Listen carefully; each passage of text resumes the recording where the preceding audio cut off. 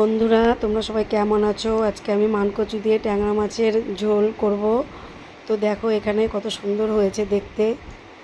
তো এখানে আমি মাছগুলো ধুয়ে বেছে পরিষ্কার করে নিয়েছি। এখানে কচু লম্বা লম্বা করে কেটে নিয়েছি, মানকচুগুলো। তো মাছগুলো নুন হলুদ মাখিয়ে নিয়েছি।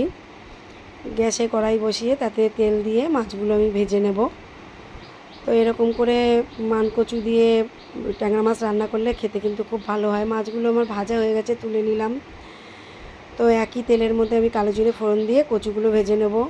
তো কচুগুলো আমি সেদ্ধ করিনি, নুন হলুদ দিয়ে কচুগুলো লো আছে ভেজে নেব।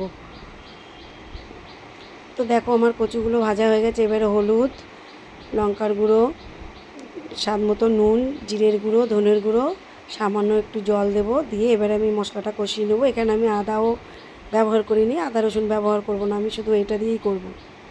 তো এবার টমেটোটা দিয়ে দিলাম আর 1 চামচ কাঁচা লঙ্কা বাটা দিয়ে দিলাম। এবার কষিয়ে নিয়েছি ভালো করে মশলাটা। দেখো কচুটাও সামান্য গলে গেছে। এবার আমি জল দিয়ে দিলাম, জল দিয়ে দিয়েছি। এবার ঝোলটা আমার ফুটে গেছে। এবার মাছগুলো দিয়ে দিলাম।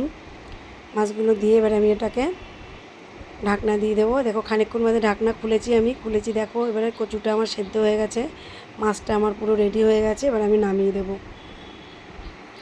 এরকম করে মানকচু দিয়ে ট্যাংরা মাছের ঝোল করলে খেতে খুব স্বাদ হয়। আর কচু সেদ্ধ করে নিলে অত স্বাদ হয় না, ভেজে নিলেই ভালো হয়।